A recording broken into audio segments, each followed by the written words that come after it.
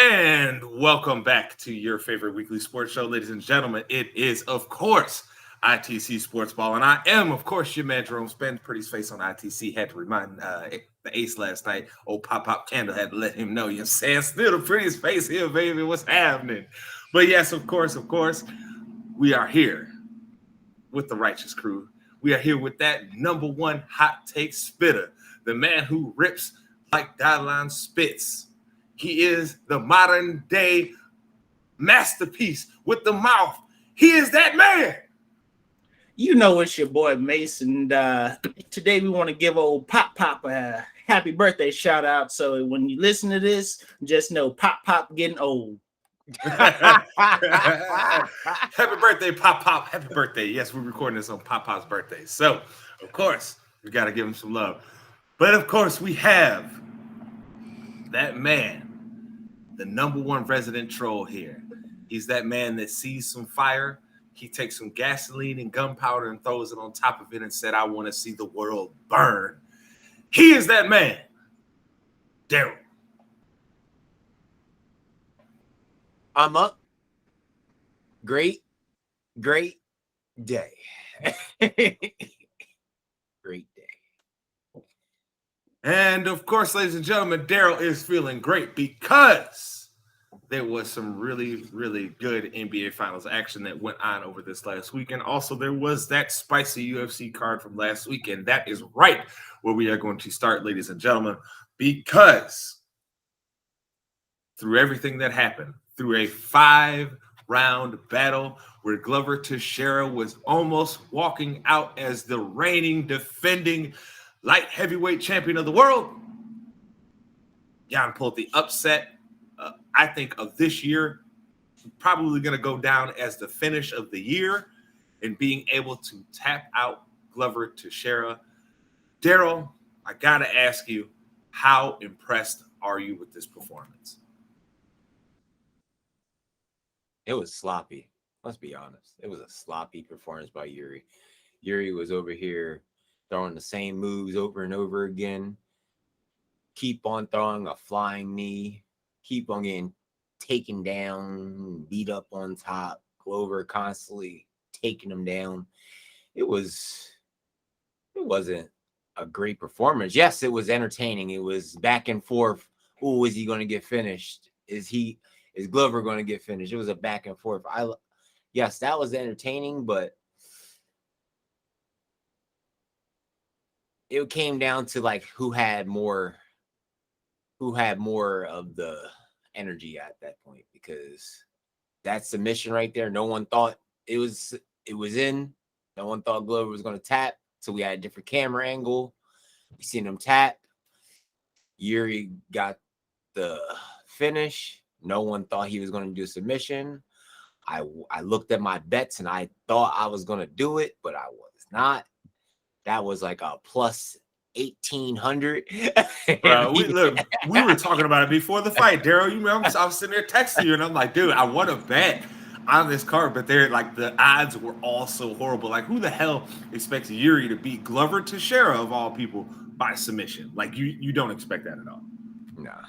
But I don't think it was a sloppy fight, man. I think it's just Juri went in, and I think him going down so much or staying in the clinch was just his confidence level. I mean, yeah, he almost got laid out a few times, almost got submitted because of his overconfidence, but I think that was just his game plan, his style going into the fight. I don't think it was he made mistakes by fighting Glover in those areas. I feel like he simply said, I'm going to beat you at what you do.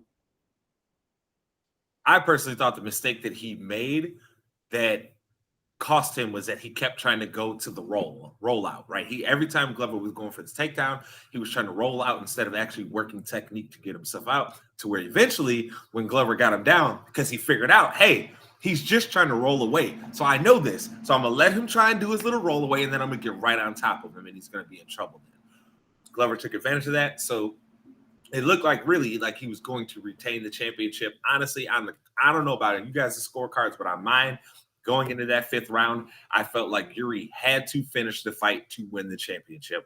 If it went to the judges were going to give it to the champion. That is generally how it goes in all combat sports, which is why we tell people all the time, do not leave it in the hands of those judges. We have seen judges screw over many of fighters with horrible calls in fights. So don't leave it in their hands. All right. But I have to say, I was impressed with the fact that Glover Teixeira really was able to nullify a lot of what he was doing for a good chunk of that fight. So, I have to give him his credit. And I'll be honest, I don't think anybody else should get a shot first. Glover should get a rematch.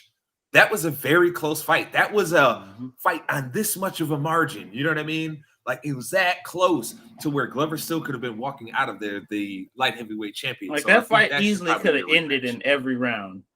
Yep. So I hope that the UFC does it, but I've heard, even before that fight that Jan was the next person in line for whoever won this fight anyway. So we'll see what happens there. But honestly, in my opinion, I feel like Teixeira actually earned his rematch there, unlike where we've seen other guys where they get lumped up and then they get a rematch just because it's a money fight. Conor McGregor. But yes, there was also another very strong performance on the night. And we have to talk about that monster, Wiley. Goodness gracious. She put Joanna to sleep in spectacular fashion to the point that she retired her ass right now. Okay. So, Darrell, gotta ask you, how impressed are you with Wiley at this point? Not impressed. I called it. Remember, I said, don't expect Jacek to come back from a long layoff and expect to win. Time out. I said that. Can you acknowledge that everybody else was right here with you on that? You damn hater. You remember he tried to text message us, man? He's like, oh yeah, you see, I predicted it. Yeah, we all did. We said that shit. You can roll the tape back, bro. Dude trying to always say, see, this is why I say you don't remember your losses when you talk about stuff, because you just be like, oh, look at my righteousness with all these picks I made right. Look at how glorious I am. I am glorious. I wanna be. But no, how impressed are you with Weili at this point, and what do you feel should be the next step for her? I see Weili got a little bit stronger with her takedowns that she was lacking with Rose at one point, so that shit has improved. She got a lot. I think her training camp was very good because it seems like a weight cut did not matter to her, so she was very fast. She was very strong.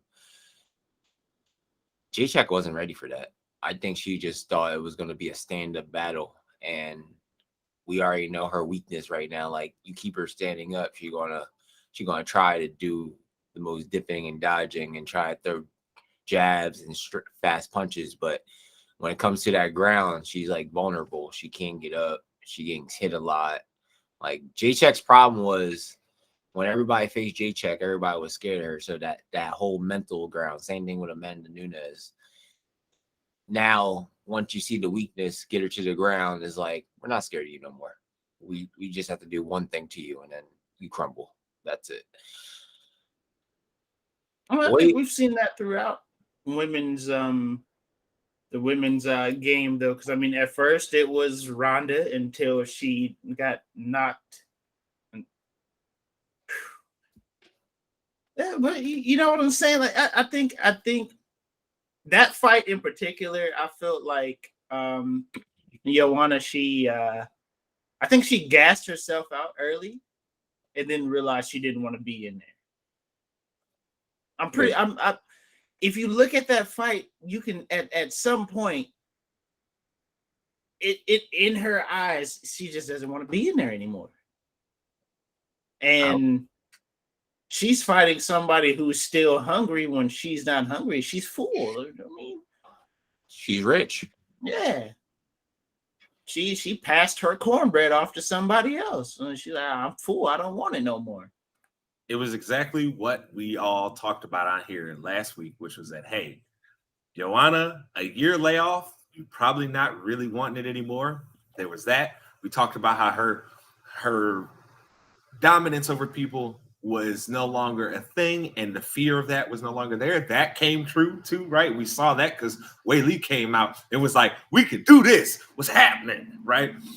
Well, like And I on top said, of that, she Wei Lee, that spinning backfish, she did that for Hong Kong's independence, bro. Like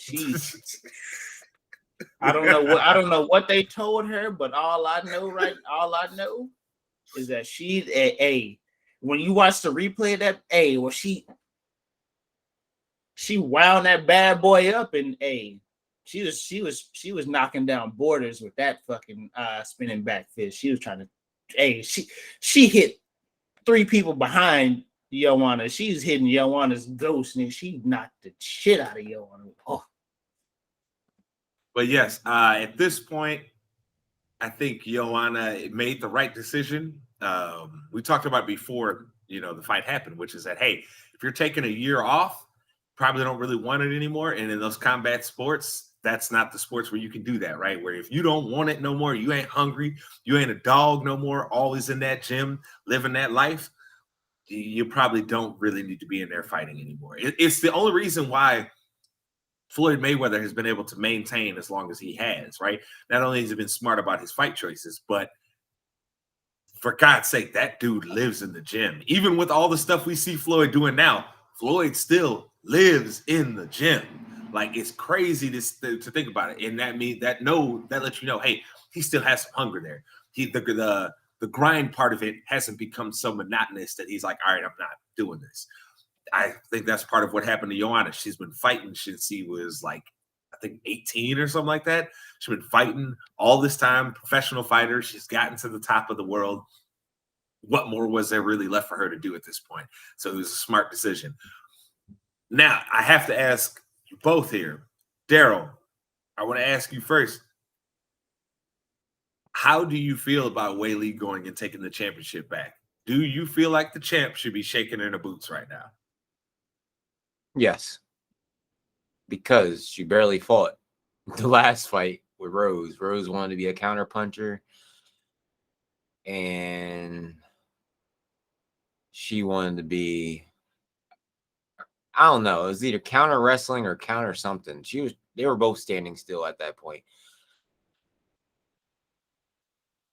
Carla's freaking ground game versus Wei Lee training with Henry Cejudo, I feel like it's 2 different levels now, because we're talking about Carla. Well, let's say Carla's last opponents, I wouldn't say they were like the best at what they do, but I'm just like, Carla will beat them if you let her get advantage of you. Wei Lee's a different beast. So like, Wei Lee got beat by Rose, motivated Rose. Let's say that, motivated Rose. That was when she was still Thug Rose. Yeah. She's turning. She's fade. Yeah. She's leaning towards Mama Rose at this point.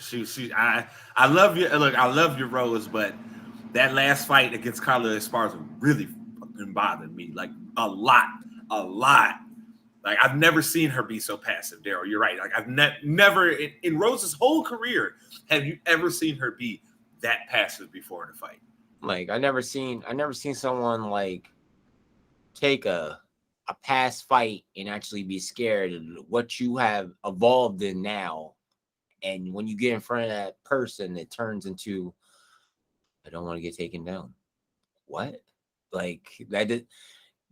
And then think you is winning I don't even know. Your coach is delusional.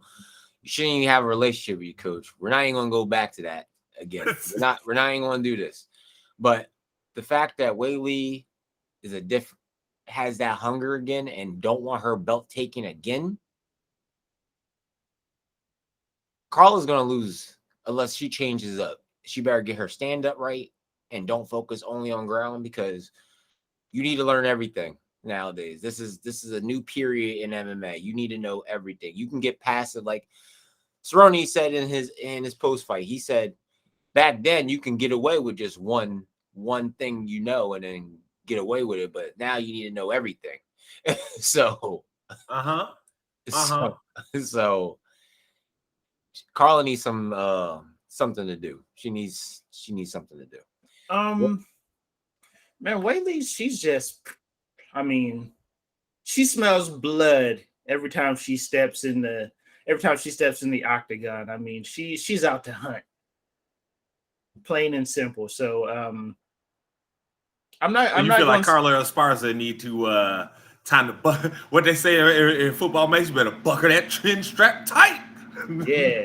Hey, you better buckle up because Whaley, did you see how strong Whaley looked? Like oh my goodness, bro. She's right now she's the female equivalent version of Box of Muscle right now. Like she is just solid, but she's not overwhelmingly big. Like, listen, and bro, she's just like a complete athlete, bro. She has the stamina. It doesn't look like her strength has slowed her down at all.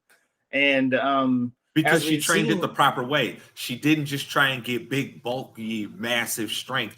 What she did is that she said, I'm going to just raise my overall strength level up. It's where some people have gone wrong, right? Where we've seen it in many sports, Mase, where guys come back, they're bigger, stronger, technically, but they didn't lost flexibility. They didn't lost stamina. They didn't lost all this stuff that you need to be successful.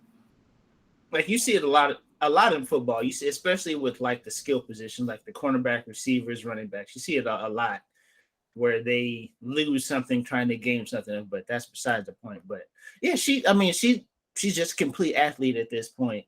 Her strength doesn't slow her down, and her speed doesn't take away from her strength right now. I mean, she's the female Sandman at this point because that back fist, and it wasn't just like the back fist. A lot of her strikes. She was rocking her. Oh yeah, you got to give her credit. Joanna, she can, like, she might not have wanted it, but she wasn't gonna make it easy. Yeah. So look, Joanna, it was a great career. Can't take nothing from you. You should probably be a UFC Hall of Famer, but we'll see how that shakes out. We know that comes down to how much Dana White likes you. And I think Dana likes Joanna from what I've seen. So maybe we'll see her go in the Hall of Fame. I don't know. I'm not too sure on that. But without further ado, ladies and gentlemen, sometimes there's a little something that gets under my man's skin here. And he gets a little crazy. And he gets a little irritated. And so we have to give you Darrell's top stories of the week because Darrell says this one has to do with the UFC and he's about to lose his mind.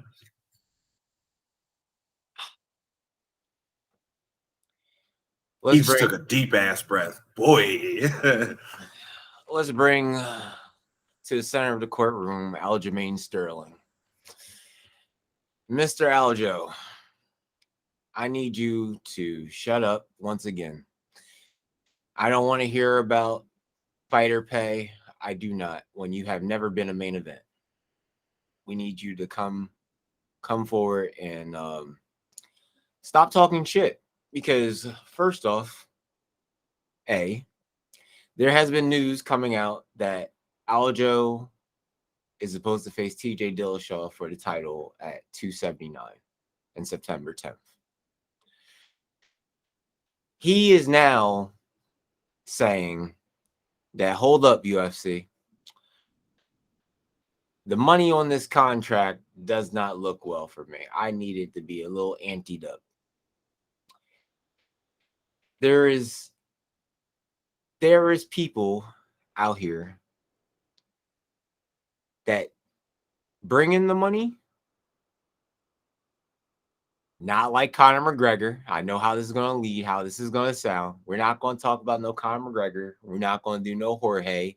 We're not going to bring in Anybody else talk? There are big money fights. Please, we are not going to do this. Okay, let's be honest. We're going to talk about the people that don't do their job and make exciting fights. Like, let's say, for example, in the UFC, it's either you win, they're impressive, and there's no complaints. Like, this is the narrative. No complaints, keep on winning, get your bankroll.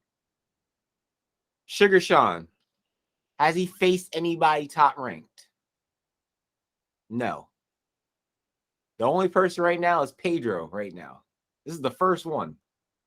This man is living it up with money. Why is that? He's putting on exciting fights. He's knocking people out. Am I correct? Yep.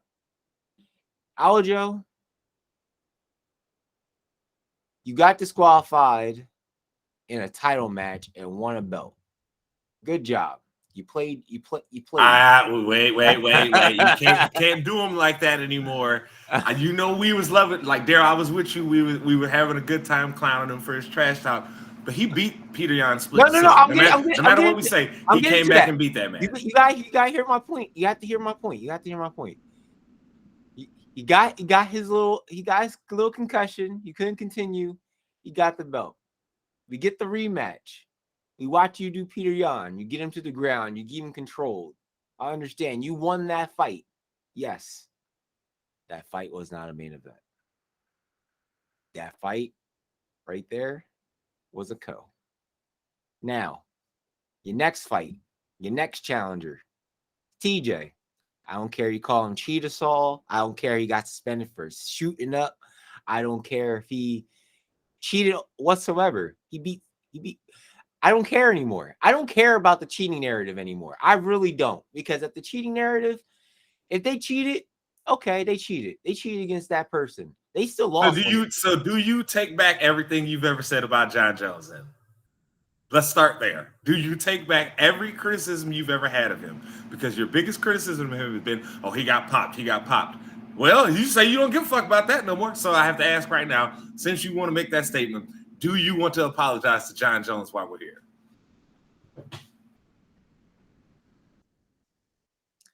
Well, Mase apologized for even rooting for Boston. And Mase has nothing to do with this. We don't need to be shooting no shrapnel his way. We do not need to shoot any shrapnel at Mr. Mase here. There's no reason for that. I'm asking you, since you say that the cheating stuff doesn't matter anymore. It doesn't matter if you get popped anymore, which is what I've been trying to tell your happy ass for years. And since you now want to admit that, do you now want to come and apologize for the slander that you have spoken on the greatest fighter of all time's name? Do you want to do that? I'm gonna give you a chance. I'm gonna cut my mic off. I'm gonna let you go ahead and apologize to Jon. Nah, you ain't cutting your mic off for this one. Since you want to keep on bringing Jon Jones in my vicinity every single time, and I'm not trying to bring him up either. Let's get this straight. TJ was suspended for how long for what he did versus Jon Jones. Jon Jones had a pity ass suspension for his bad behavior. I'm not trying to hear that. We're not apologizing to Jon Jones. Wait, you said that the cheating stuff doesn't matter anymore. So I'm asking you again, since it doesn't matter, do you want to apologize to Jon Jones? Mute my mic again. No, it's not happening. I'm not apologizing for Jon Jones. We're staying on one thing and one thing only. That's what we're going to do. Anyway, with that bullshit aside, we're gonna go right back. TJ had cheated. Yes. He cheated to try to get an advantage to go in the flyweight to win a belt. Didn't work out for him. Got caught. Got his title stripped. Now he beat a number one contender. It's time for him to get a shot. You verbally agreed to face him, but now you want to talk about pay again. Then explain why you need to get paid more. I don't care if you had to buy your mama a house. I don't care if you had to fix your mama's house. That is your money. That is your problem. That is your responsibility. We don't want to hear about the reasons why you need to get paid more. I need you to just sign a contract. There's no renegotiating contracts when you have contracts already filled and signed for you to fight. You signed these contracts, you read them, you have a manager. If you worrying about more money, you should have did that in the get-go, the beginning, the whole 9 yards. He's the only one. Okay, here we go. What is it again? What is it again with this fighter pay? Come on. Go ahead. Unmute this mic. Go. I want to hear. Go ahead. Go ahead. Give me a clean reason why LSU needs to be paid more right now. I just find it weird what you're saying, right? On one hand, you're saying just take your deal and work with it, right? So then if you have all this, you have like a greater level of success after you sign your deal, you're like, well, you should have negotiated your higher money that you now actually are worth previously. I don't understand how that works when you know the way that the UFC goes, which is, hey, you have to show your value first, and then then sometimes they'll pay you. They don't even necessarily always pay people. That's not the case. But when he got the title, confused. But this is the thing: when you get the title, is like your contract change. You get that championship contract. You get but what you're mistaking is you're thinking that the championship, like that all of a sudden that kicks in some big money in their contract. Usually that money that is then added in is very meaningless. Like it's usually a very small amount that's added on to what they were getting in their base pay. It's not as if they're getting paid so much more just because they're a champion. That's not how it works. It should work like that. You would think it would, but it's the water is muddied because of your boy. It's basically it's just like a bonus for being the champion. Like anytime you fight, there's like a little bonus added to whatever you're.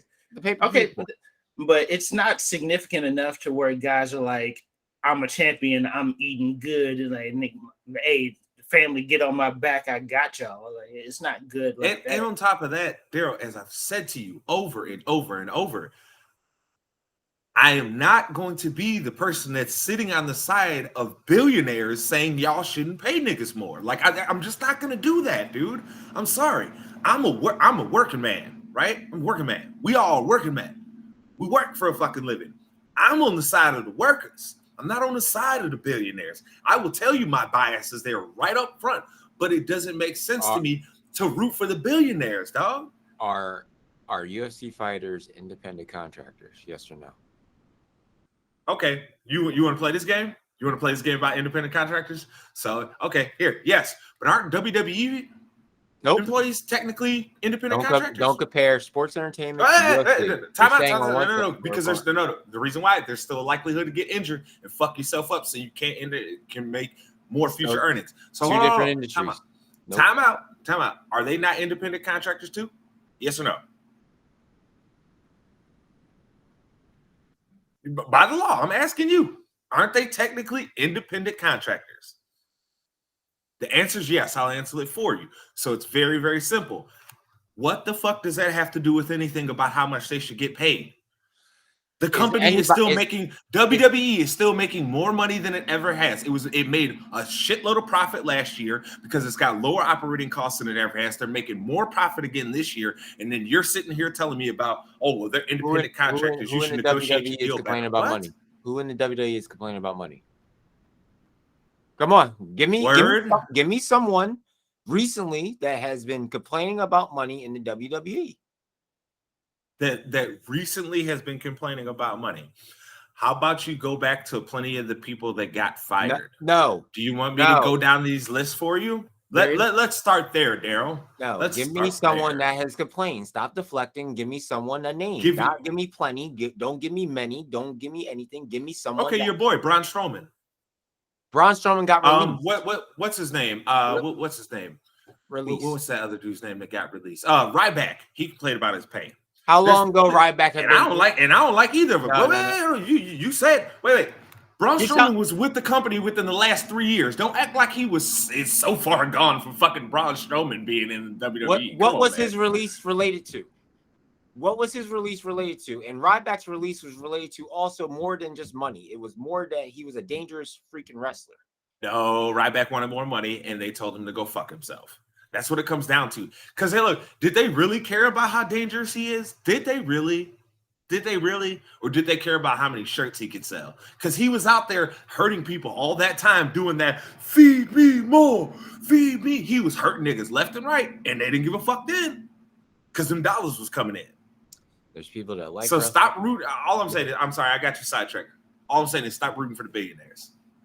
I'm not rooting for no billionaires. I'm not rooting for anybody. I'm really going on the case of Aljamain. You're deflecting it to bullshit.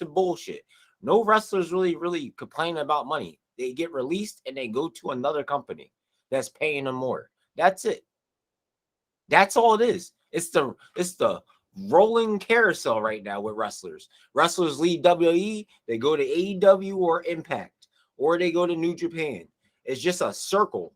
They just like the sport. They like being a wrestler. That's what it is. Ain't nothing to do with, hey, I have a contract here. I'm saying I want more money for this fight because it's more of a risk. I think your whole thing is no, this is coming from the actual person's mouth. I'm not saying this for me. Look, Aljamain Sterling, speaking specifically to Aljamain Sterling, I am not going to tell a combat fighter that they should get less money than what they think they're worth. I'm sorry. I understand they probably gonna have to meet somewhere in the middle with the UFC, but the UFC is also a business that is notorious for underpaying their fighters, fucking them over in many, many ways, cutting them off at the knees with their fucking merchandising deal. So if you think that all of a sudden this guy with all of those facts about the UFC is gonna sit here and say, oh yeah, UFC's already paying you right. You don't need to get paid any more money. You talking to the wrong one, baby. They do dirty business. They signed up to a dirty business. I'm sorry. Oh, okay. So because it was a dirty business, they shouldn't try and make the shit right for them. That sounds fucking crazy. Darrell, come on, baby. Come on, baby. Okay, is Aljamain the only champion right now complaining about money? Besides our flyweight champion, besides him too? I mean, you named two people. I said that's the only two, but one's freaking. And we already know John still got a problem with money with these niggas. We already know that. We already know John still has a problem with Francis Ngannou. There's another champion for you. There's another one for you. Ngannou wanted to have a box. He wanted a boxing thing in his contract. He wanted to be able to have a way to actually make real money if he was going to sign for the money that the UFC wanted. Again, Darrell, you're rooting for the billionaire. You are. You're not. You're like, oh man, these guys just need to do whatever they can to get in there and fight. It's like, nigga, no. This is $1 billion business, baby. The UFC sold for what, Darrell? $2.4 billion. They got cake to pay people, bruh. They got a huge TV deal with ESPN. Plus, they still making money on their pay-per-views, dog. Come on, man.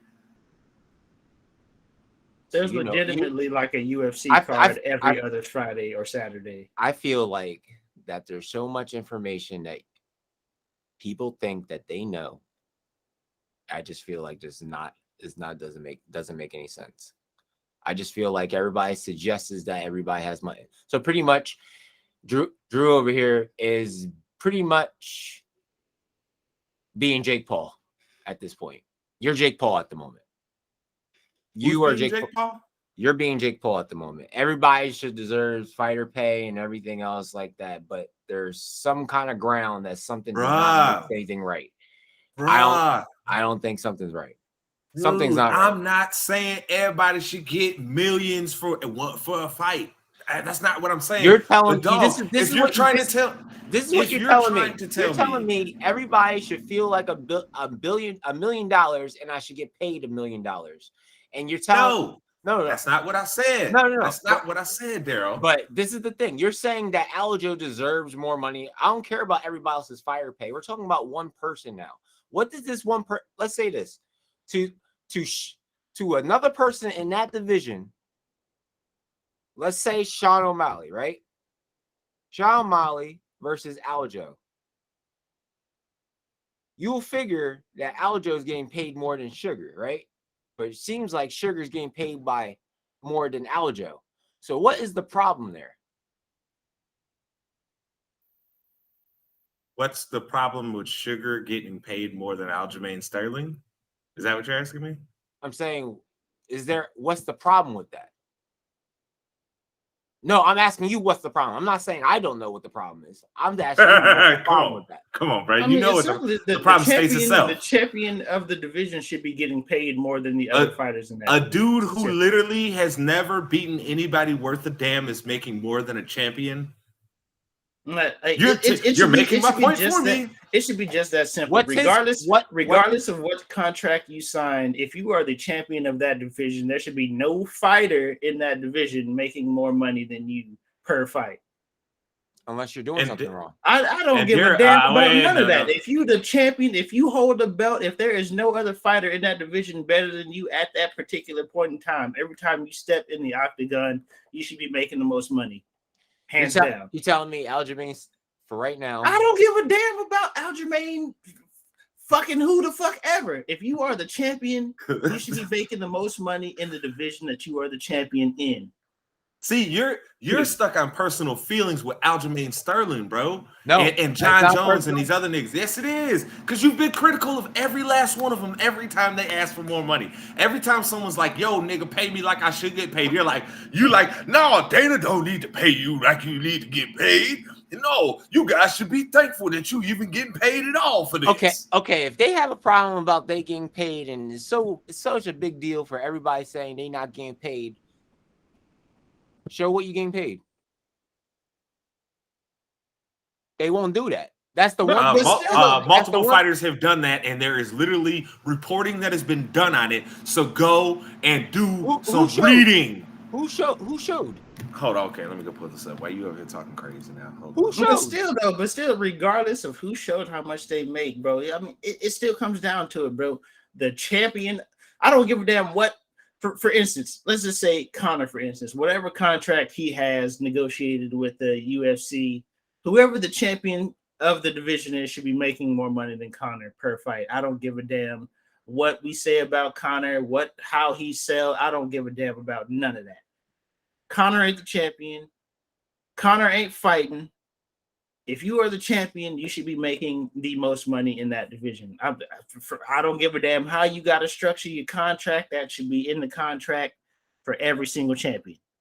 Hands down. Bar none. I don't want to hear no more of the bullshit. Champions need to get paid. So if you have a business and someone brings eyes to your business, shouldn't they get paid more? No. They're still not going to get paid more than the CEO of that business. I don't give a damn what. So who showed it? Who showed they whole UFC money when they got after a fight? Who showed it? I need to finish looking for that, but I'm also because Ariel Helwani would have been on top of that because he's the number one person that'd be talking the same stuff. He's the number one. There's not one person that showed. They all say what they get, but they didn't show what they get.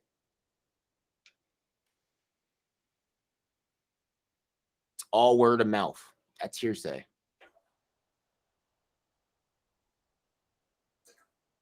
There's too much hearsay and not enough showing. Francis could say, I got paid $700,000. He ain't gonna show you $700,000. But just off of principle, forget who the champion is. Shouldn't the champion of a division be the highest paid fighter in that division? I agree to that statement. Yes, I feel like the champion should get paid more than every other fighter that is in his division. There should be. I'm considered the best because I got the championship. That's the whole narrative. I'm the best. I'm the best of this division.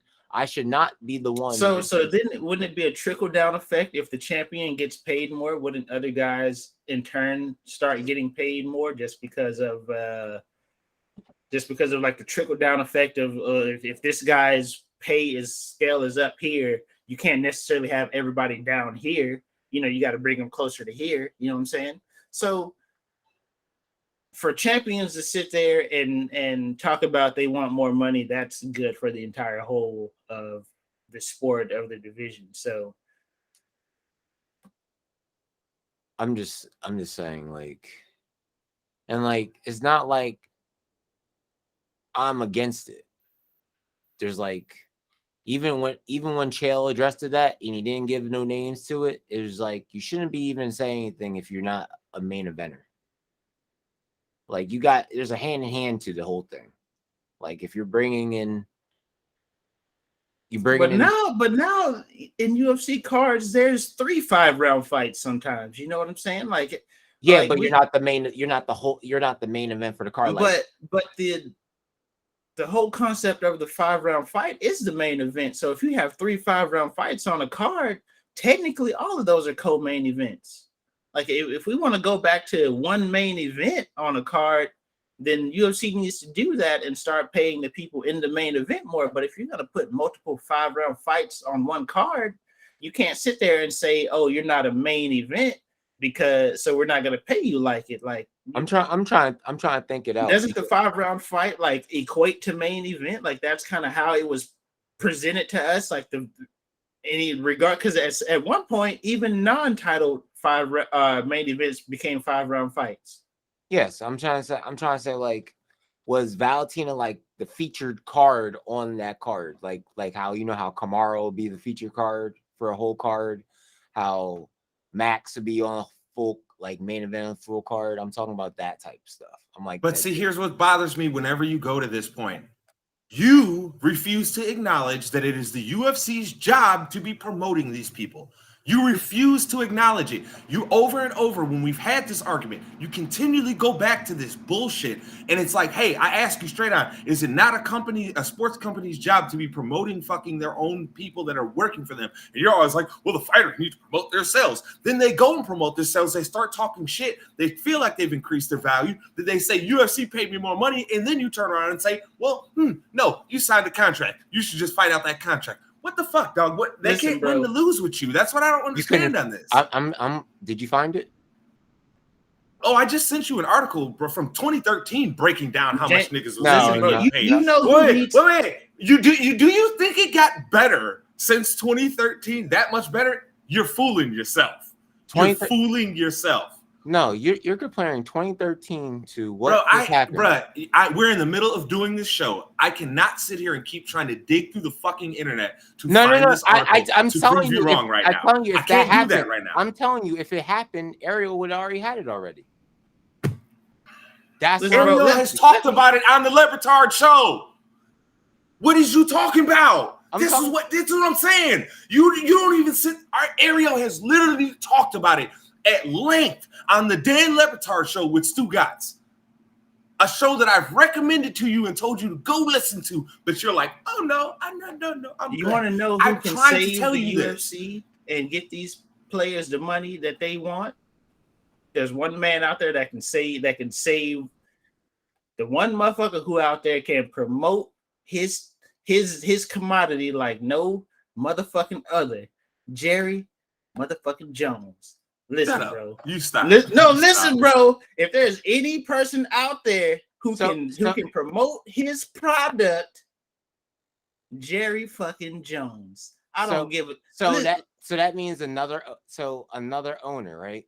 So but listen though. Say another owner has to buy UFC. Listen, but hey man. Sometimes Juri, my boy. Sometimes I hate his fucking guts. But one thing Juri gonna do, he gonna promote his shit.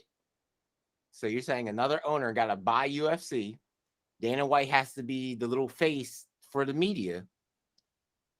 And we're just going to keep on blaming Dana White, even though Juri Jones is going to like promote the UFC. But listen, bro, more. That's the issue. It's the same argument. But that's the issue with the UFC. With a lot of this is that they have like 2 or 3 guys that they will promote, and everybody else has to fight for the scraps.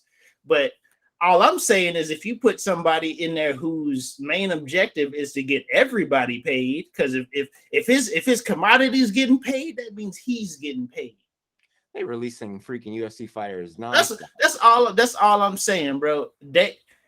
Dana has about 2 or 3 dudes that he promotes, and everybody else is out there got to fight for their fucking life. These Aljo's getting paid more than Paddy Pimblett. Come on now. I don't even know who the fuck that is. But he's not making more money than Sean O'Malley, who hasn't beaten a fucking soul worth a damn in the UFC. But he has not a soul. He has a better record than Aljo though. And when you fighting nothing but bums, when you remember when you seen Rocky, right? You seen Rocky? You seen the Rocky series of movies? Right? Wait. No. Before you change the subject again with boxing, how many bums you beat in boxing before you even get good? I'm not changing the subject. Answer my question. You seen the Rocky series, right?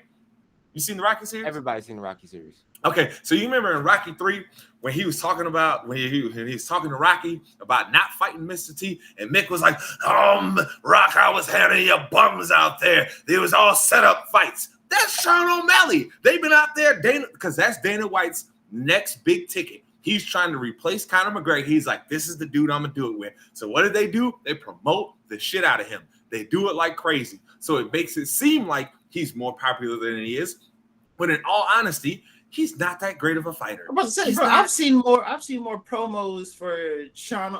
I've seen more promos for him on undercards than I have for a lot of UFC champions.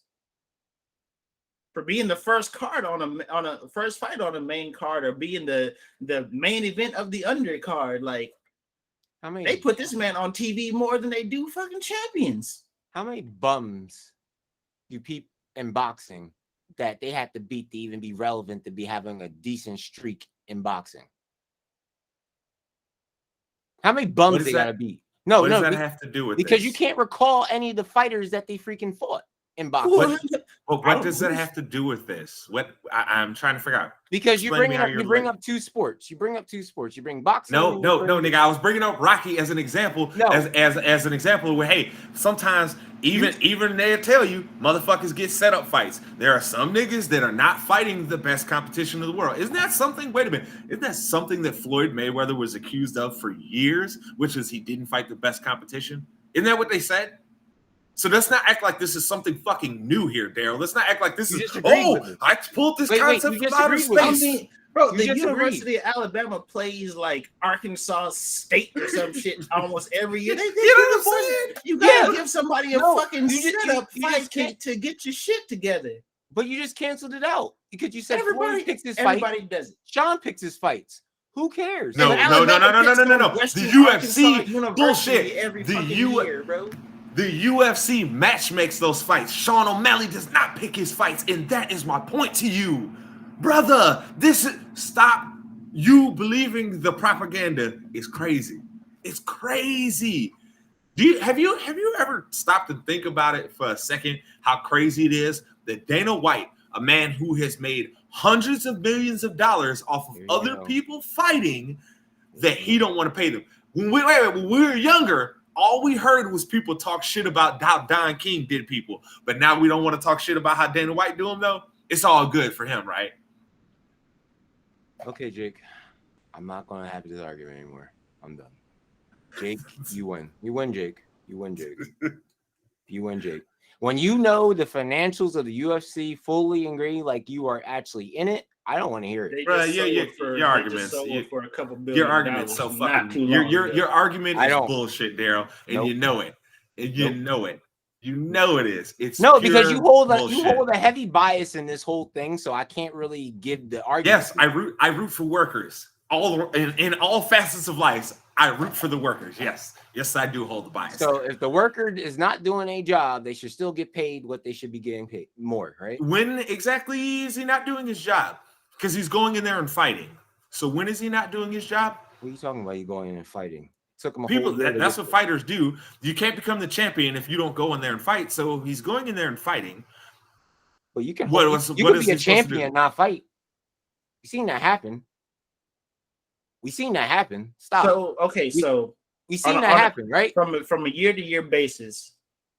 So do you think there should be some sort of like, okay, a champion has to fight twice a year to make X amount of dollars or something of that line? It's not even about the fight and about making like I said, the moment you become a champion, your dollars should look, you should have more dollars in your check. There should be more zeros in your check than every other fighter in your division. I mean, yeah, that should be the baseline. That's the only thing I agree with. I agree with that. But at the same time, we were talking about being a champion. You could still be a champion and still not fight. We seen that with Conor. How long did he hold that belt after he faced Floyd? I'm waiting. How long he hold that belt before they had to take it from him? How long? And how long? And remind me of something. Remind me of something. Whose choice was that to keep the belt on him? Who was given? What's his name? What's his name? Say his name. You're not answering the question. No, I am. Who chose to keep the belt on him? While he also, when other guys have to go out for injury, has chosen to strip the belt off of them and give people interim championships and shit like that. Who did that? Just remind me. What's his name? One time for me. I wouldn't bring up interim because you don't believe in interim. Wait, one time for me though. Who's the person that makes those decisions? What's his name? You're saying that he's the only one that makes the decisions? Bruh, You saying he's the only one that makes the decisions? I'm just asking you. Because they had two different owners. You have the Fajita, I forgot what the Fertitas. Yeah, have you not read? See, this is the problem. You don't read any of the business stuff that I read. WME has left him in charge of the business. They're like hands off. They're like, just make us money, Dana White. So the final decisions with UFC shit is yes, Dana White. I don't understand why you don't get this. What is so hard to understand about this? This man does not want to pay people because in result, it makes them, the company, pay him more money. This is what we see in our society everywhere, but you're acting like this is such a foreign concept all of a sudden. I don't understand. So can you go back to my question? He was a champion for how long? Without fighting? A year and a half, maybe, something like that. Okay, so he was a champ and not fight. Valja did the same thing. What would be the case? Does Aljamain in that time frame help make some money with the UFC by cutting a deal to fight with Floyd Mayweather? Does that happen too? You added things. I just asked you a question. No, because you're taking out a huge factor in why he wasn't fighting for that time. Like, regardless, you're taking that out, which was a very huge deciding factor in that whole situation. So again, is Aljamain doing that too? I won't sign a contract because I want more money. That's what it is. That's what it is right now. The UFC didn't have to give Conor McGregor more money when he became the champion, but they decided to anyway. So don't act like they haven't done this before. So if multiple people do it, is it a problem? All I'm saying is stop trying to tell me like this is not something, if like multiple no people if multiple people do the same thing and they get their way, what becomes of the UFC? Oh, you mean the billion-dollar company still making record profits every year? I think they'll be okay. You think I think they'll be okay. I think the billion-dollar company making record profits, I think they'll be fine. Okay, so let's take it to a different sport. So if you the UFC is legitimately on every ESPN platform out there. ESPN, ESPN2, ESPN Plus, all of that shit. And the pay-per-views. On top of,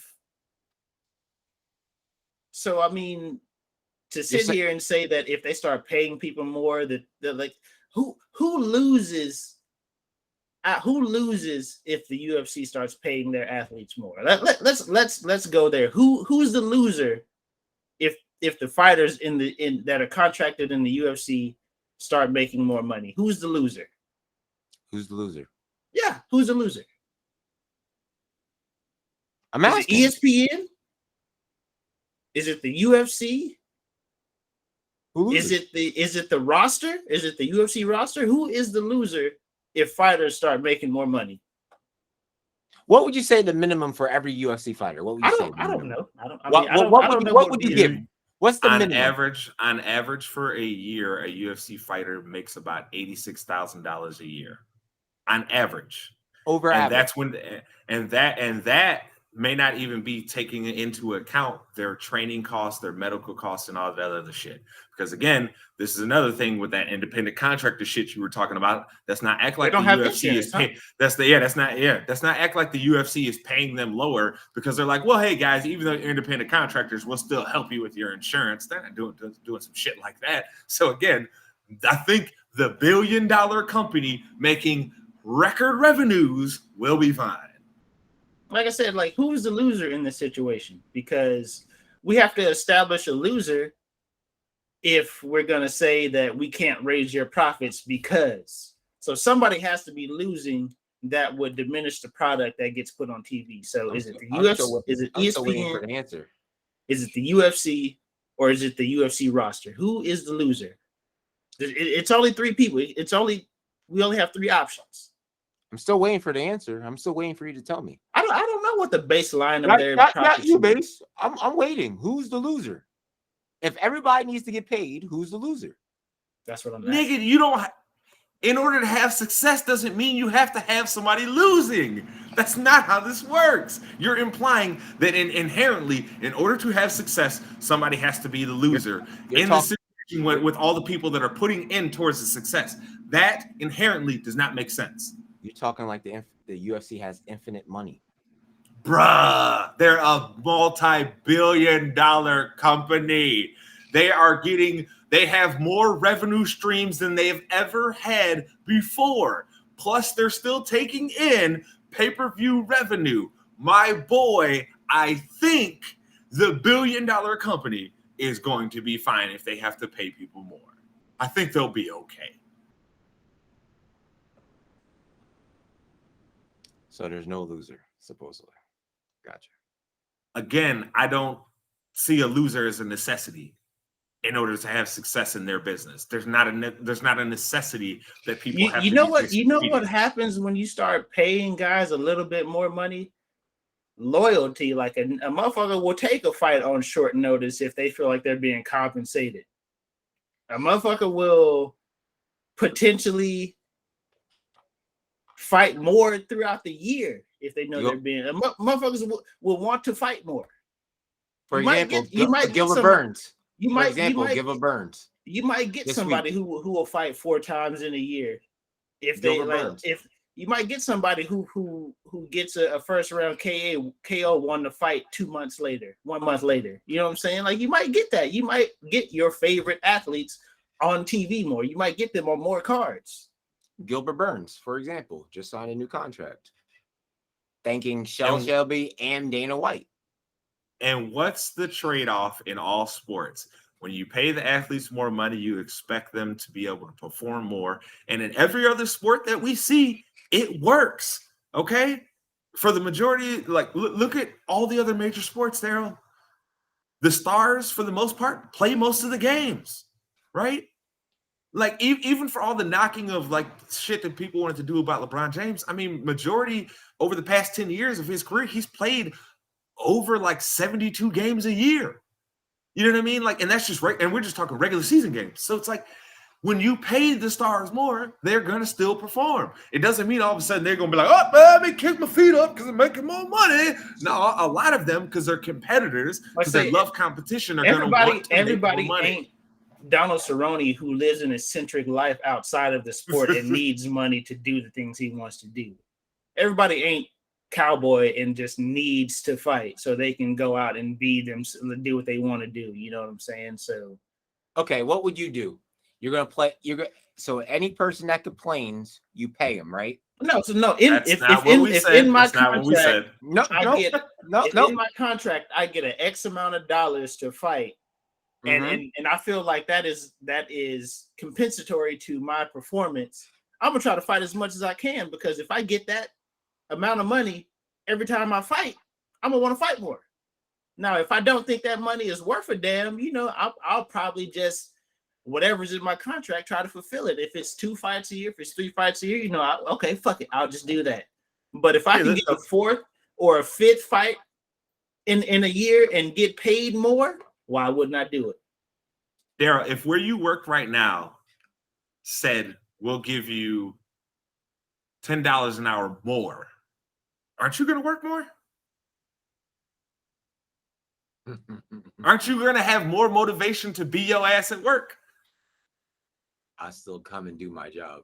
Hey, wait. No, wait. They still come and do their jobs too. They still get in their cage and fight. So I'm asking you, but wouldn't it give you some extra motivation on some of the days where you might be like, I ain't feeling it today, where you might be like, but I'm feeling that check they're about to give me. So wouldn't that help you out? Wouldn't that overtime be feeling extra good? You feel me? I'm just asking, like, it is. Are you telling me you're that money's asking no me motivation? if I'm getting more. This is what you're asking me. You're paying me more for the same position. Am I going to work harder because I got paid more? It's the same position. But also, if you work extra, but are you going to work harder?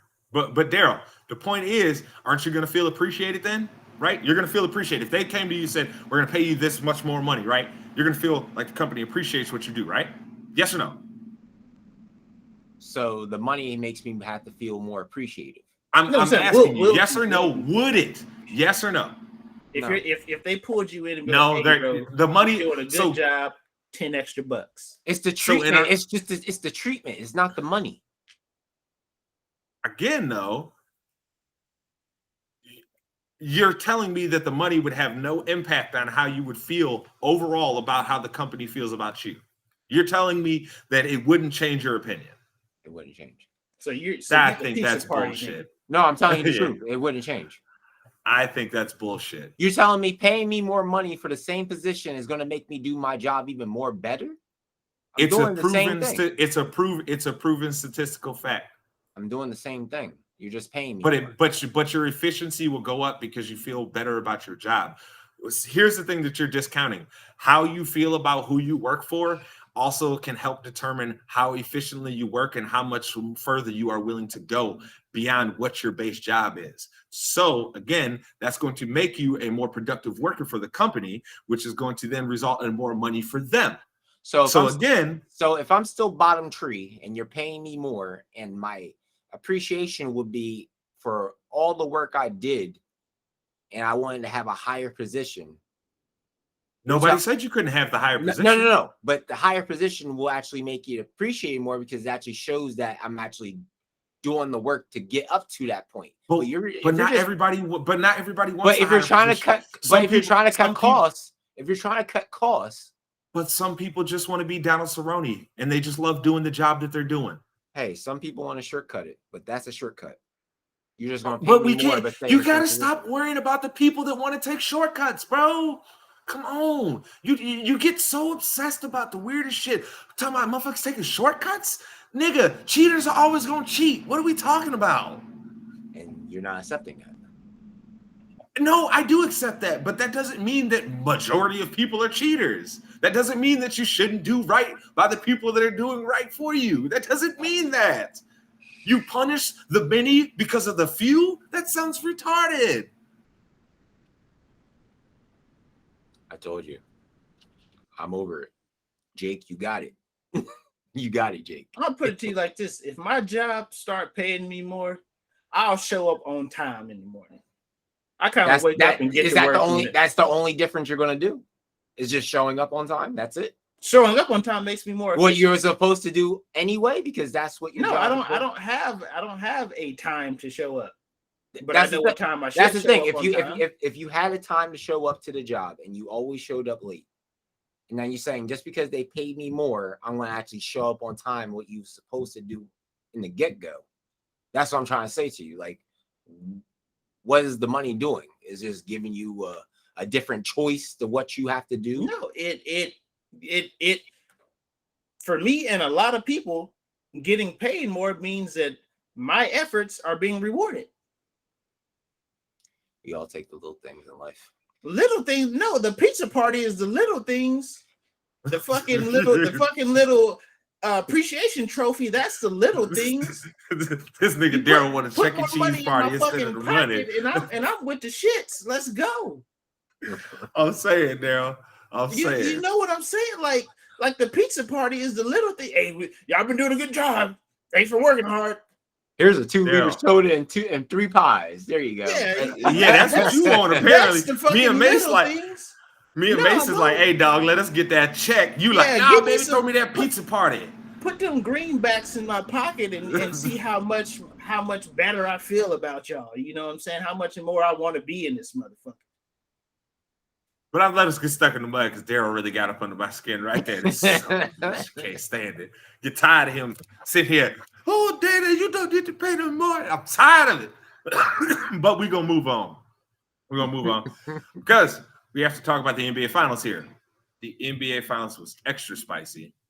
I thought it was a very fun series to watch. Mase, I know you got the pick wrong here, but I know there's a part of you inside that you keep trying to tell me and Darrell that you're celebrating because Boston lost. But I made another one of your picks wrong for the playoffs. So how are you feeling about Golden State and Boston now that the series is over and we have finally seen Steph Curry take home his first NBA Finals MVP? I'm like I said, I'm okay. This is an L I'm okay with taking. These two individuals don't believe me, but when Boston down, we don't believe you. You need more people. We that Boston is down, we up. I don't give a damn. But yeah, bro, I've been wrong this entire NBA playoff. So being wrong again, oh fucking well. I've taken my lumps. I'm cool. But this series really did go a lot differently than I thought it would. I think what happened was it's Steph happened. Let's be honest here, man.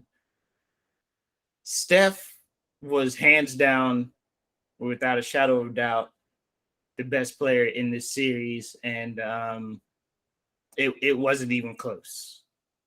Like, it wasn't even close. As good as we say Boston was as a team, as good as they were on defense, it did not matter. Hey man, Steph, when he was there on a mission. A man was on a mission. I've got nothing. He was on a mission, bro. There was nothing we can do about it. Boston just kind of weren't ready to handle what Steph was going to be putting on them boys on a nightly basis. I mean, Boston lost a game where Steph didn't even fucking hit a three. That right there was like the nail in the coffin for me. I was like, at that point, if Steph goes over from three and y'all still lose. I'd like to add, is that stat true about 100 turnovers in that whole final? Yeah. Jason Tatum, yeah. Wow. But I do. Well, let me. I'm not going to discredit Jason Tatum because every superstar has shit the bed in a playoff series. For I mean, Kobe did it against the Pistons. LeBron against Dallas. I mean, all of our favorite players have shit the bed in the NBA Finals. So I'm not going to sit here and act like Jason Tatum wasn't that dude to get Boston to where they were. So we ain't going to shit on Tatum today. I just ain't going to allow it. How about the flopping? Oh my God, it was fucking horrendous.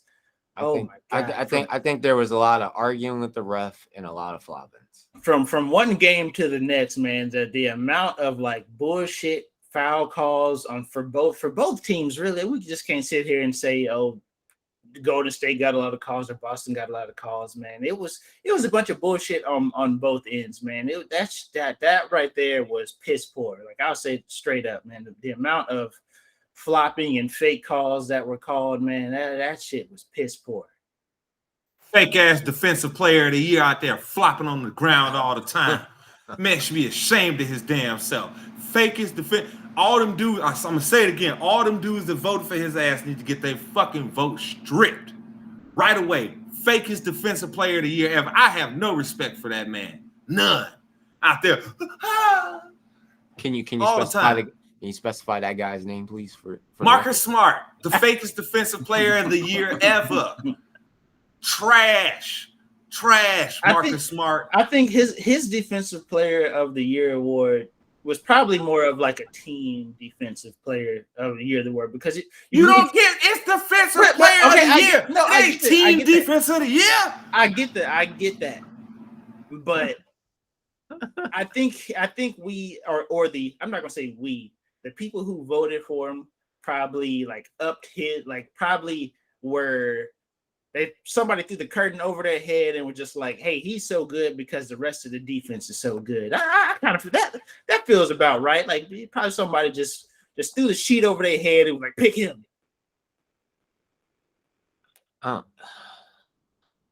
glad for Steph for getting his MVP.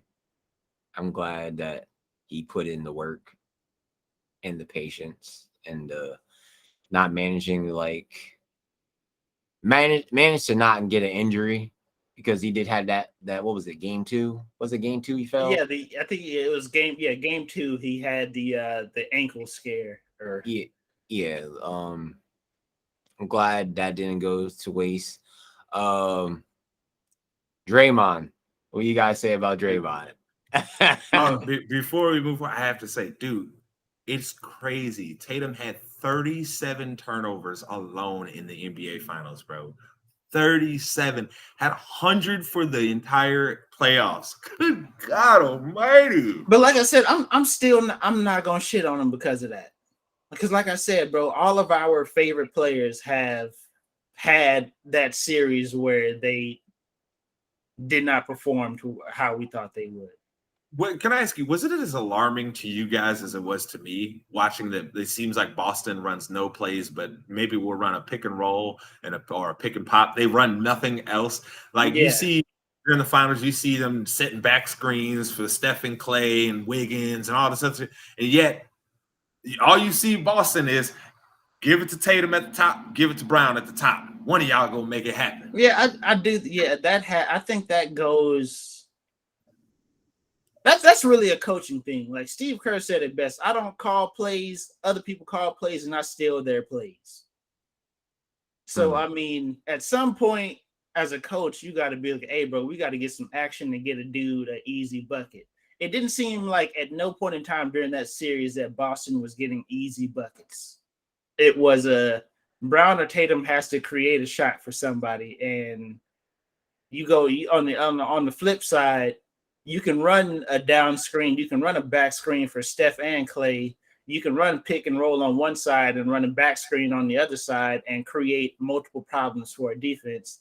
And like I said, Boston was just a one-trick pony, man. I mean, it was either Brown or Tatum is going to make something happen for us or shit ain't going to go well.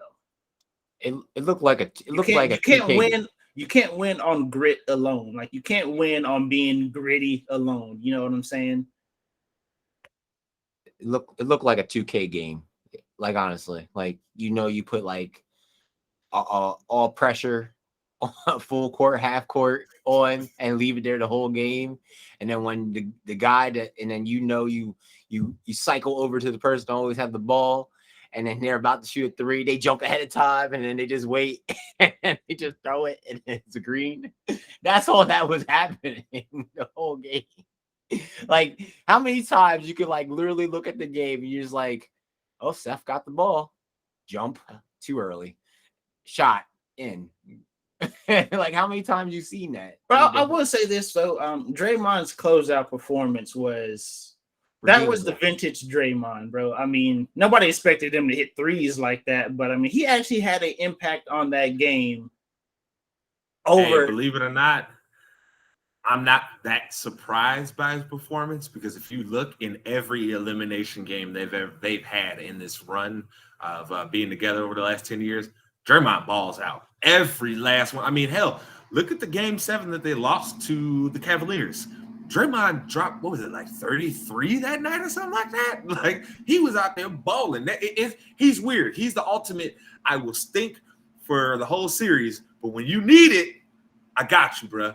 I got you. I think that goes more to the fact that we know NBA players can turn it on and off. And as guys get older, they seem to keep that switch off for longer. And plus, it was an experience game too. It was experience. The Warriors had experience. I don't. You know what? I don't buy that whole experience. I'm kind of. No, that mattered. It mattered, Mase. You can see When Golden State was out there taking care of possessions, Boston was out there shitting them away. Like you could watch the game. Like I said, would that come down to the way Boston was running their offense, or would it come down to or is it the way they were running their offense, or was it the experience of the players and coach? Because I mean, it was first-year head coach, and the two best players are under the age of 25. It's not knowing the next level that you have to get to win the championship. It's not understanding that you got through the heat, but there's another level now that you have to kick it up to in order to be NBA champions, and they didn't kick it up to that next level. I would say Boston is the epitome this year of the jump shooting team that we always talked about for years that can't win a championship. They're the team we're talking about, the team that doesn't get them easy buckets, that they all got to come through some spectacular shots. At some point, those shots stop dropping, and that's when worst time for them for that to happen for them, the NBA Finals, they stopped dropping. We saw them making those shots. We also got to say against Brooklyn, Milwaukee, and Miami. I'll say Boston's role players just disappeared.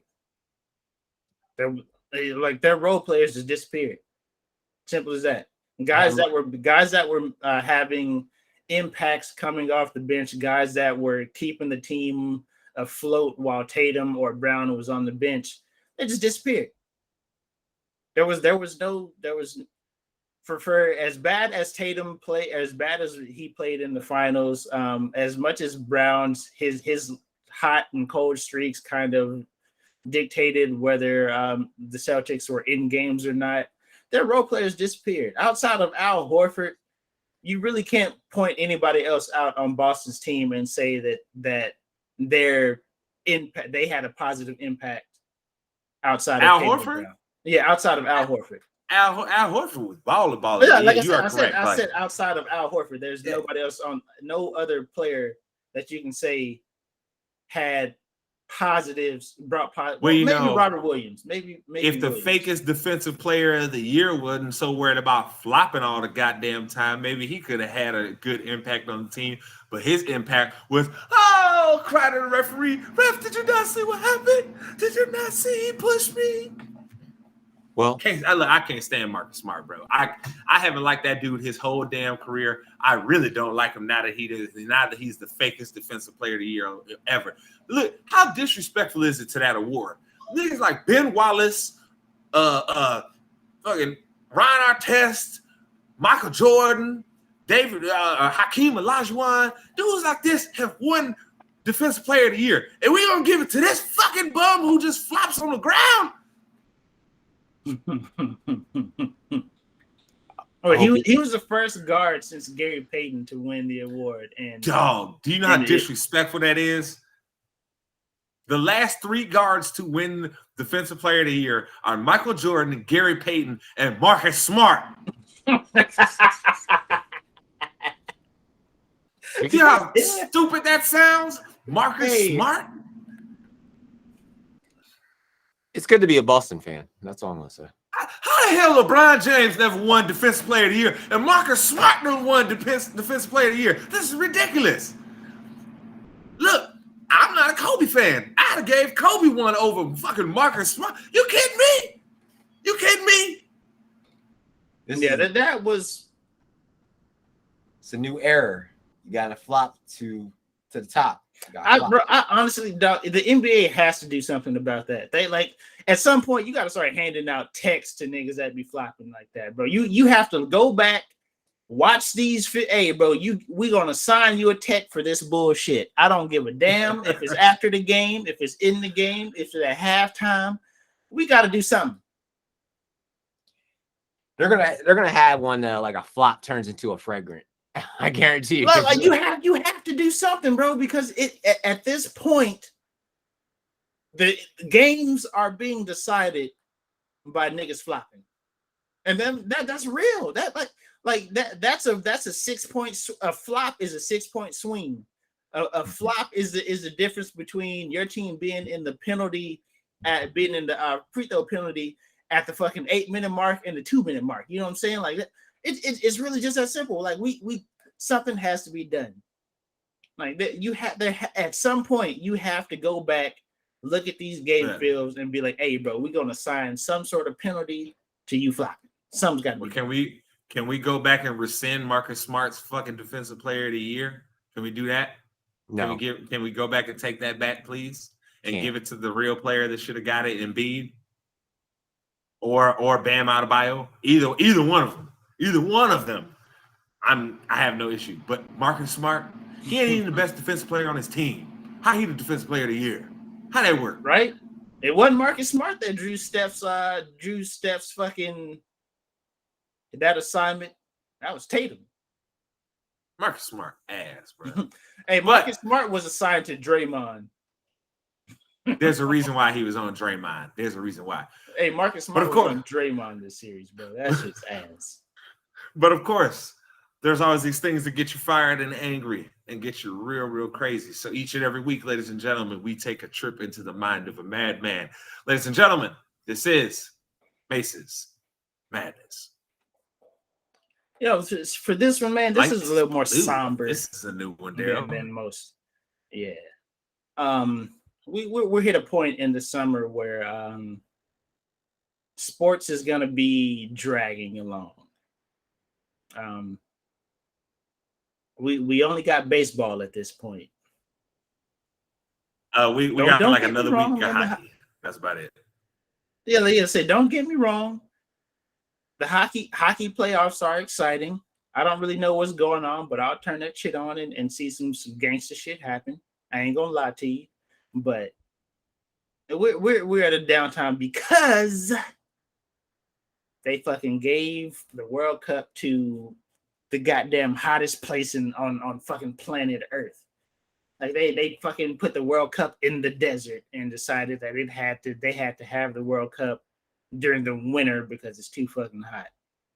So yeah, we're about to be. This is about to be sports jail for the next few months. I don't care what y'all say. Baseball is boring. Y'all penalize niggas for bat flips and being excited about doing some gangster shit out there. Like y'all penalize motherfuckers for that shit. Like what? At this point, bro. If you throw a motherfucker out the game for a bat flip, like, come on, man, your sport is boring. I'm just plain and simple. Baseball is boring. I don't give a damn about what you say. Going to the game is kind of okay, but at the same time, you're not fucking on the edge of your seat with every at bat in a baseball game. So let's stop that. We're about to be in sports jail, people, and I'm a little sick. I ain't gonna lie to you. I'm a little sick. I'm hurt. We got nothing for like 3 months, except watching Deshaun Watson's downfall. Hey! And what is his name? Excuse me. I've been told by our higher ups that we have to call him Uncle Touchy. So yeah, none of that. Is either Uncle Touchy or Uncle Creepy. Either is acceptable. Move on. Yeah. I've been. The higher ups just rung down and said that he is Uncle Creepy. So yeah, we have to watch his downfall. We gotta watch other random bullshit. I don't know. This is. I'm upset. We need steroids in baseball so it can be more interesting. We need something, bro, because I'm gonna let you know right now, dog. The only exciting shit in baseball is when a motherfucker hits a home run, bat flips, stares down the pitcher, and then that motherfucker look like a jackass. While at this point, bro, if somebody hit a home run and fucking did the Conor McGregor strut around every base, nigga, I would be there for. I would watch all like 10 minutes of that shit. I'd be fucking there for it. You know, the thing that I think I hate the most about modern baseball is that there's like no more specialists. You guys remember when we were younger, right? There'd be a dude on the team on like damn near every team. My man only hit like 250, but he had like 70 stolen bases at the end of the year. You know what I'm saying? Like there's no one of my favorite players of all time is Ricky Henderson, right? There's no Ricky Hendersons in the game. There's no one that's exciting. Like Mike Trout, dude, he's a great baseball player, but his game isn't exciting. He doesn't really do exciting things. It's not like Ricky where Ricky gets on base. Hey, you know he about to go from first to third, baby. You know what time it is. Right? It's like nobody does exciting stuff. Like a motherfucker gets walked, and you're like, damn, we just hit a fucking home run because now he's on base. Hey, we're good in the hood. Like there isn't that anymore, man. There's you have a few power guys who fucking get out there and light it up, but at the same time, they do the same little strut around pitchers getting their feelings and hit the next person if somebody stares them down too long. Umpires are out here throwing people out of the game because they take too long to get back in the batter's box. Like, stop it, bro. Like, it's just so fucking boring, dog. Like, there's no other way around it, man. It's just so fucking boring. Poker's more entertaining to watch. You feel me? Watching a motherfucking poker hand, you like, ooh, shit. Like watching a motherfucker pull off a bluff is a lot more exciting than watching your favorite baseball player on first base bluffing like he's gonna steal second. And for me, maybe I'm a little biased right now because the dude that I wanted to actually watch this season has been hurt, and Tatis Jr. But at least we've had one person that has been giving us some glory in baseball this year, and that boy Vlad Darrell Jr. be bashing the ball. That man hits the ball into the next galaxy. But other than that, yeah, it's a bunch of boring motherfuckers. It's boring, bro. Like, why are you penalizing somebody for being excited for doing some gangster shit? You know what, bro? If you strike a motherfucker out, you should be able to fucking do a backflip. Fuck it, who cares? You know what I'm saying? You get out of a fucking bases loaded jam, nigga. Do something fucking exciting, dog. Like, do something. Don't just strut back to the dugout like, all right, did my job, boss. What else you want me to do? Do fucking something exciting, dog. Do Fortnite dances. I don't. At this point, I don't give a damn what you do. Like I said, I would be there for an entire 10-minute Conor McGregor strut after a motherfucker hit a home run. I'd be there for it. I'd tune into that shit. Baseball is the one sport that tries to penalize you for making the game fun. All of our other major sports, well, don't let me say that.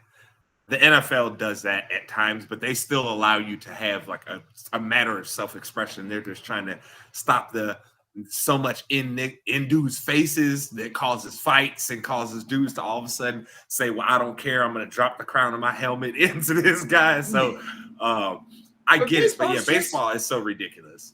And that's what we're stuck with right now. That's why the lights are blue. I'm sad that we're stuck with a boring ass sport for some months. All I can say is I'm going to like 2 more baseball games, I think, this year. Please let them be exciting. Please. Because the Yankees and White Sox I went to, it was quick, but it wasn't exciting. I've been to actually the last Astros game I've been to, I think they hit like fucking 7 home runs. So that was pretty cool.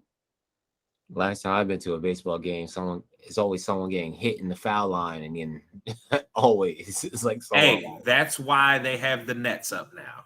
That's why they have them up. Hey, look, legitimately, if they didn't have them nets up at the game that I went to, the Yankees and White Sox, Aaron Judge would have fell into my lap.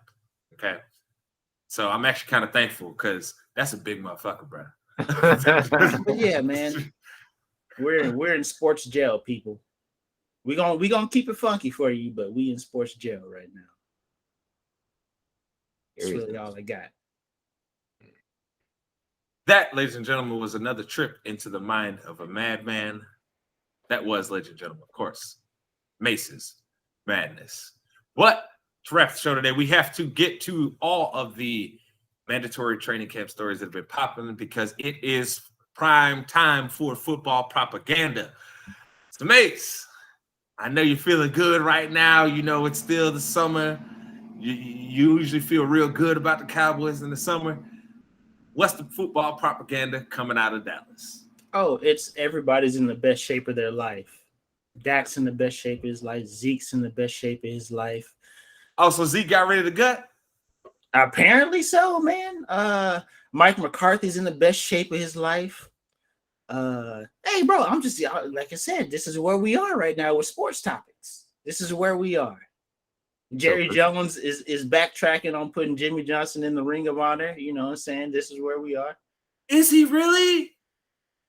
Bro. Listen, in an interview, I want to say over the weekend, over this week, they asked him, and he said, I think his words were something on the lines of, we're still discussing things there, or something on, you know what I'm saying, just the typical Jerry bullshit. Jerry don't never give a fucking direct answer. He when he hit that DC dip and twirl, he was backtracked. It's like he trying to be like, I'm gonna wait. Hopefully he dies first, so I ain't even gotta be there for this shit. So I ain't gotta see his face. It's like the pettiness inside of him just doesn't let it go. So according to all the Dallas reporting, everybody's in great shape right now. Oh yeah, bro. CeeDee Lamb's ready to go.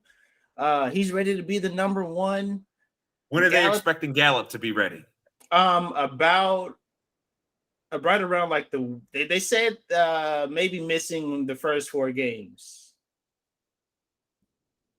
because I want to say Dallas is either their head trainer or like their doctor consultant or whatnot. He's the one that does all the ACL surgeries for like the majority of the NFL players. So like, I guess they feel like they have a inside track on knowing when a guy's going to be healthy from a knee injury or something on that line. But yeah, it's always, they're in the best shape of their life. They're ready to go. The defense is playing better than the offense right now. That is one thing that is the consensus from the mandatory mini camps, is that the defense has been one step ahead of the offense, but that's probably been the narrative for like the past 2 years now, I believe. So Darrell, what's the football propaganda coming out from both of your current teams? Because I know you support the Patriots, you support the Bucks. I know I have seen one thing that came out where Tom Brady had said that his hunger for football might be gone soon. Does that worry you? No. No. If Brady says his hunger is almost gone, he just is there, just like, I'm just here to collect a check and then call it a day. That's how that. But doesn't that worry you? Doesn't that say that, hey, he might fall off a cliff this year? As long as he doesn't do anything crazy, a crazy injury, that's all that matters. I know you got to be feeling good. They said your man Mac Jones then came in the camp in super shape. They say he lost his gut, baby. You feel like y'all got the one in Mac, baby? You gotta be positive. You gotta be positive at the beginning of the camps. You gotta be positive. I don't care how much weight he lost. He still got a pea shooter. The last bit of Dallas info is that we've been docked a organized team activity for next year because apparently our practices were too physical. Oh, we already had in Chicago here. We already had a practice canceled on us this year because apparently at rookie minicamp we was going a little too hard. You know what I'm saying? They're like, "Hey, y'all boys go too hard. We need to pull this back." As far as players go, I was very critical of the Tyler Smith. I'll probably be critical of him until I see him perform with the pads on Sunday. But the reports on him is that he's one of those, if he gets your hands on you type guy, you're kind of fucked. He's one of those big, strong, grizzly motherfuckers. So that's always a good sign. But at some point, the technique got to follow. So I'll be watching him closely just because he was our first round pick, and I didn't think that we should go in that direction. But hey, if it turns out well, I might have to rock with him. But right now he's strong. So yeah, things are looking kind of interesting here in Chicago. So there's some up, there's some down, right? From what I've seen, there's been a lot of reports that the team is looking very, very fast out there. People are looking more prepared than they were under Nagy, from what the reporters are saying. They've said that the whole offseason, Darnell Mooney and Fields have been working together in Atlanta. Now they're going to actually have Jones Jr. join them in this offseason now, and they're going to be doing more training down there. Also, Cole Kmet will also be joining that trio down there. So from what I understand, those guys have all been showing out in camp so far. They've been looking great. They've also said that the defensive rookies are looking promising. They say Brisker, they say that guy is looking like he's going to be probably the steal of the draft as far as our division goes. The fact of the matter that we got a guy that can play at what they believe is a very high level very quickly for the Bears and make plays, which is the most important thing, right? You need DBs that break on the ball and make plays. So we're looking good on that end. Still got some questions at cornerback, but we don't really know what we have in Young yet because he didn't get to participate in everything because he was a little nicked up. So they just kept him out. But the most surprising thing that we have, and where there may be some worrisome news, so the tackle positions are looking secured by Borom and the rookie. What is his name? Oh, goodness, give me 1 second. I can't believe I forgot it. I had it. And now, Braxton Jones. There we go. So Braxton Jones is looking like he's going to be on the left side. It's worrisome because Tevin Jenkins was supposed to be playing one of those two positions. You would expect that him coming back now and being in his second year, he would be more prepared than a rookie coming in, but it's not looking that case. So I'm hoping we can figure it out with him and find a position for him that he can excel at, whether it is we kick him inside to right guard or we have him playing one of the tackles. I just want this offensive line to please, sweet baby Jesus, protect Justin Fields.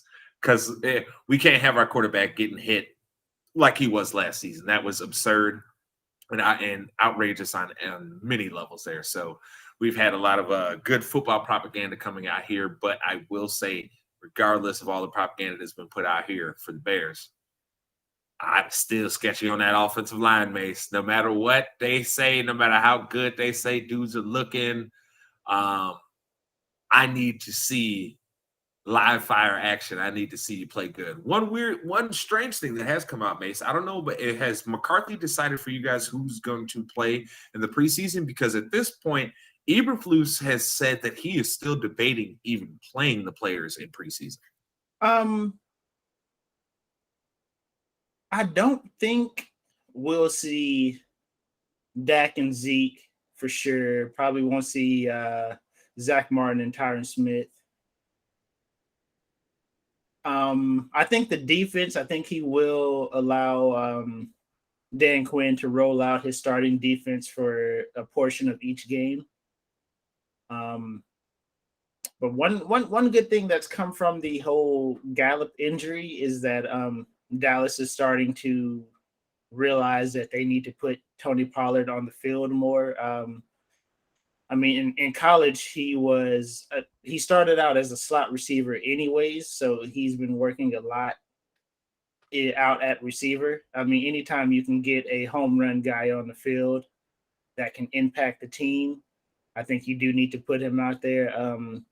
I do expect Dallas to make sure his touches go up because, when your receiving core has been depleted by injury and just a lack of talent now, I do think you have to find a way to get home runs, and it really looks like our main home run threat is going to be Tony Pollard. So Dallas is going to have to find a way to get him on the field as much as possible, even with return to Gallup. I still think this offense has at some combination of Zeke and Pollard, this offense has to run through.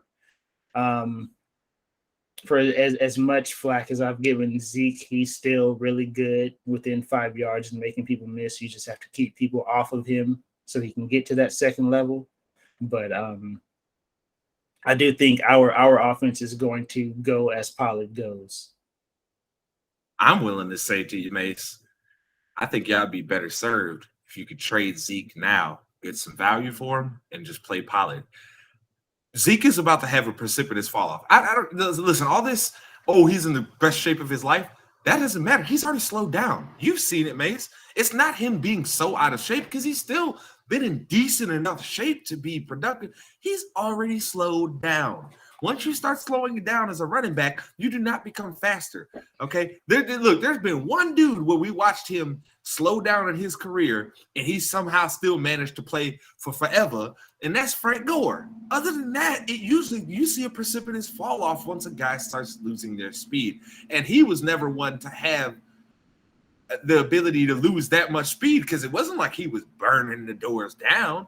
All he was doing was he had enough speed to pull away and to keep you from necessarily getting right up on top of him and pulling him down from behind.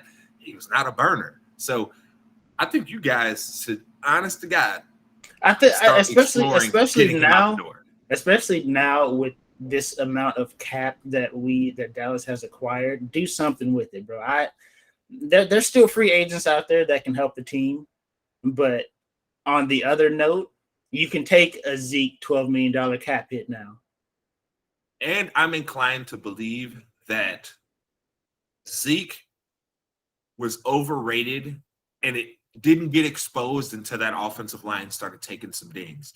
Once the offensive line took some dings, you started realizing that, oh, wait, he's not really that. Even if you catch him in the backfield, he'll shake a dude off and still get you 3 yards. He's not that guy. Dallas's offensive line at one point resurrected Darren McFadden's career. Yep. Darren McFadden and DeMarco Murray, right? Yeah, DeMarco Murray got paid because of Tennessee paid DeMarco Murray and then messed around and drafted Derrick Henry a year later and put him out on the field.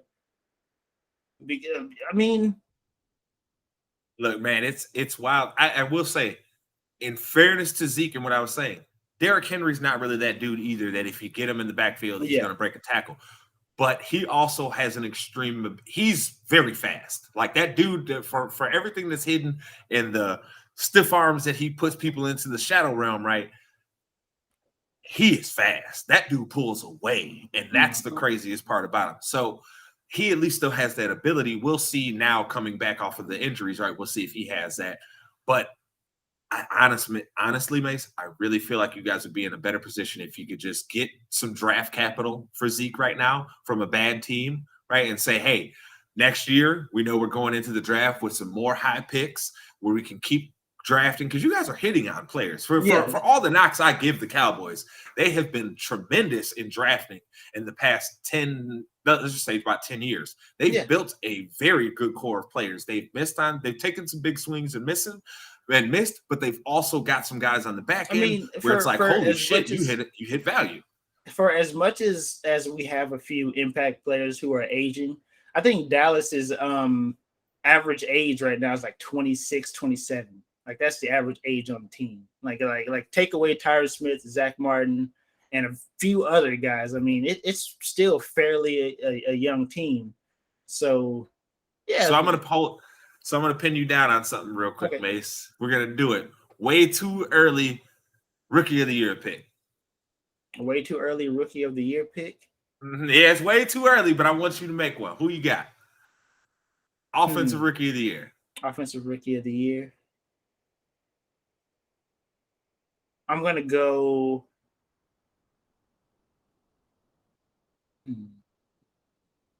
He's debating. You better not say that boy up in Green Bay.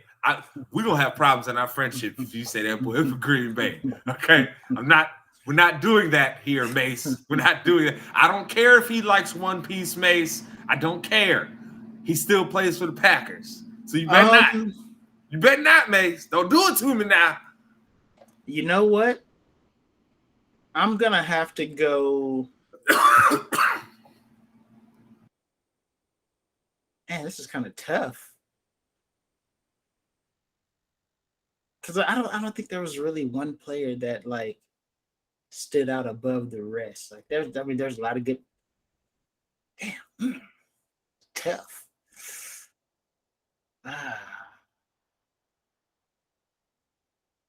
Stop filibustering and make a pick.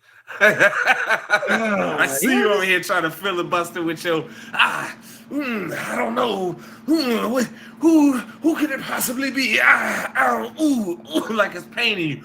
Don't you say it, Mase. Don't you pick that boy on the Packers. We're gonna have problems. We're gonna have real problems. Don't do it. When we look at where don't do it, Mase. Went, I care about you. Don't do it. He's in of all the receivers that were drafted. He's in the best situation. Don't do it, Mase. Don't do it.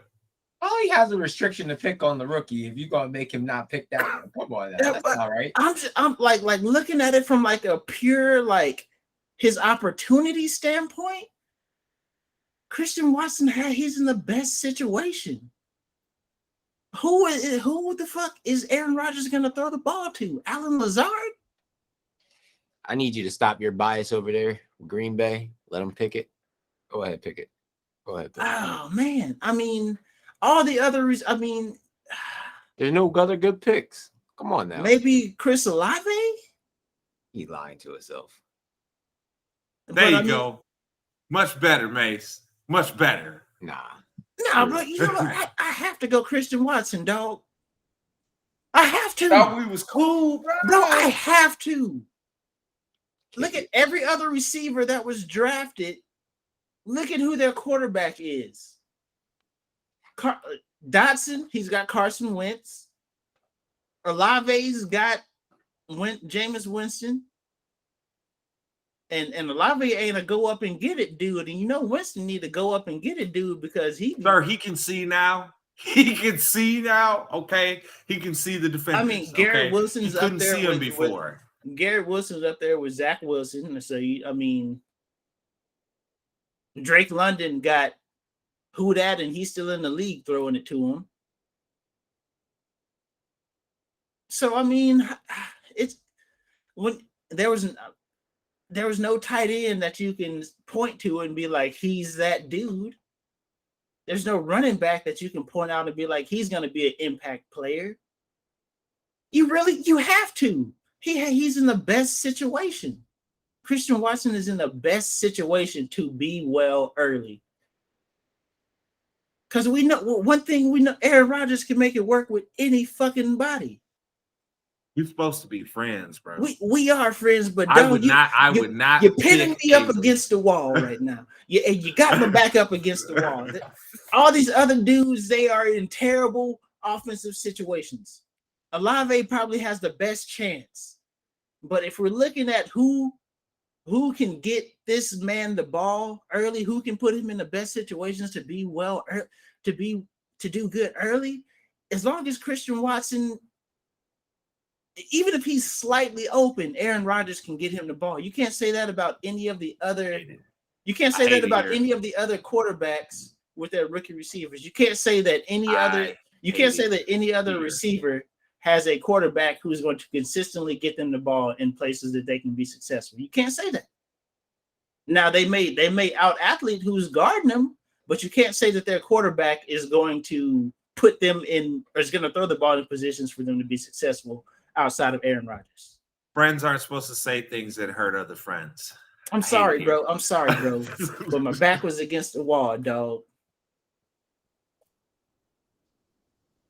Oh, God. The worst part is I'd pick the same person. Mase, tell the people where to find you at. You know where you can find me, man. Twitter at funky_stuff09, Instagram Nindaime Sama. You know what? At some point I'm gonna make all these the same. You know, I'm gonna do it for y'all. And also find me at twitch.tv/SwaggyMase. At some point it's gonna be all the same name. Maybe pretty soon. Be on the lookout. Mr. Low E Low. Tell them where to find you. Twitch, Low Elo Janitor. Twitter, Low Elo Janitor. He made it simple for us. I like it.